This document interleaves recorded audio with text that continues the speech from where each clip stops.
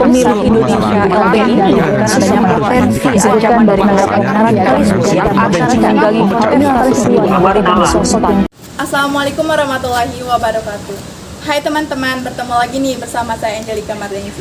Nah, sebelumnya saya sudah membahas tentang Bhinneka Tunggal Ika. Nah, kali ini saya akan membahas tentang ERIT atau ekstremisme, radikalisme, intoleransi, dan terorisme.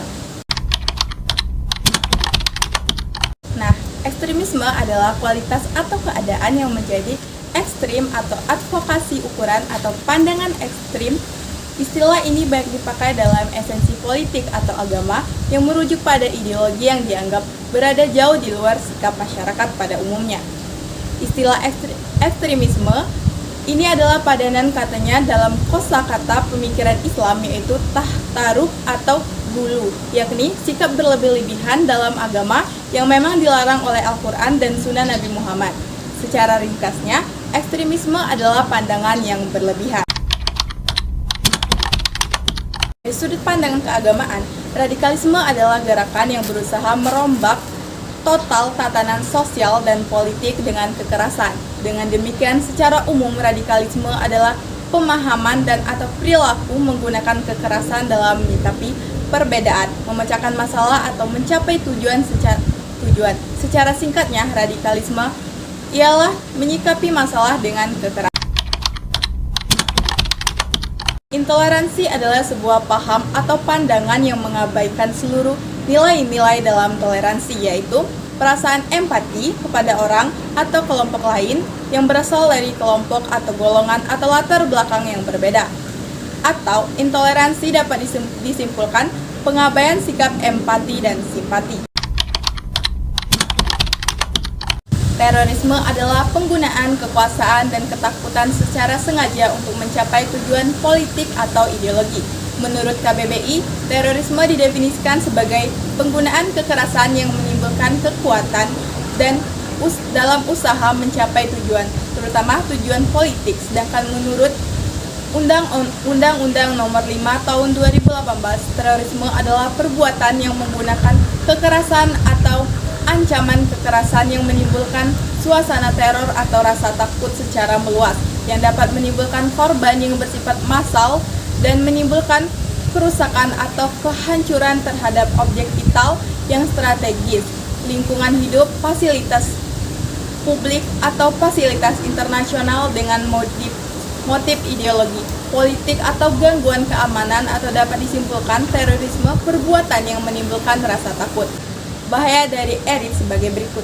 Yang pertama, kerugian nyawa. Tindakan terorisme seringkali mengakibatkan hilangnya nyawa dan luka-luka serius pada korban. Yang kedua, ketidakstabilan sosial dan politik. Ekstremisme dan radikalisme bisa memicu konflik sosial dan politik, mengancam stabilitas masyarakat dan negara. Yang ketiga, ketidakamanan global. Teroris bisa menjadi ancaman global dan mengganggu perdamaian internasional. Yang keempat, ketidakadilan dan diskriminasi. Intoleransi dapat mengarah pada diskriminasi terhadap kelompok tertentu yang bertentangan dengan nilai-nilai hak asasi manusia. Yang kelima, kerugian ekonomi. Terorisme dan ketidakstabilan dapat berdampak negatif pada perekonomian suatu negara. Yang keenam, ketidakharmonisan sosial.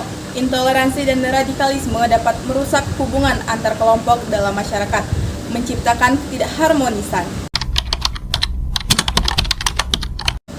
Untuk mencegah ERIT, memerlukan pendekatan komprehensif yang melibatkan pemerintah, masyarakat sipil, lembaga pendidikan, dan kelompok agama. Berikut adalah beberapa cara untuk mencegah ERIT. Yang pertama, pendidikan dan kesadaran. Meningkatkan pendidikan dan kesadaran masyarakat tentang nilai-nilai pluralisme, toleransi, dan hak asasi manusia. Yang kedua, promosi dialog. Mendorong dialog antar kelompok berbeda, baik melalui forum publik, kegiatan sosial, atau program pertukaran budaya. Yang ketiga, mengatasi ketidaksetaraan dan ketidakadilan sosial, meningkatkan akses masyarakat terhadap kesempatan ekonomi, pendidikan, dan kesehatan sehingga mengurangi ketidaksetaraan yang seringkali menjadi sumber ketegangan dan radikalisme. Yang keempat, kesadaran online. Pemerintah dan masyarakat sipil harus memantau dan menanggulangi propaganda ekstrim yang tersebar melalui media sosial dan internet. Yang kelima, penegakan hukum dan intelijen. Penguatan penegakan hukum untuk mencegah rekrutmen teroris dan tindakan ekstrim. Yang keenam, kerjasama integrasional. Kerjasama antar negara dalam memerangi terorisme dan ekstremisme sangat penting. Yang ketujuh, pendidikan agama yang modern. Pendidikan agama yang dipandu dan oleh nilai-nilai moderat dan toleran dapat membantu menghindari ekstremisme yang berakar dalam pemahaman agama yang salah. Yang kedelapan, intervensi awal.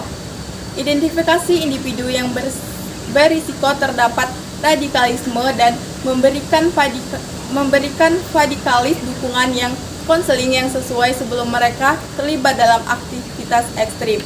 Yang kesembilan, komitmen. Pemimpin agama yang moderat dan terbuka perlu memainkan peran penting dalam mengatasi intoleransi dan radikalisme. Yang kesepuluh, pemberdayaan perempuan. Memperdayakan perempuan dalam masyarakat untuk berperan aktif dalam mendukung toleransi, perdamaian, dan pembangunan. Yang kesebelas, pola perilaku positif. Masyarakat perlu mendorong pola perilaku positif dan saling mendukung serta menciptakan lingkungannya inklusif dan mendukung proses rekonsiliasi.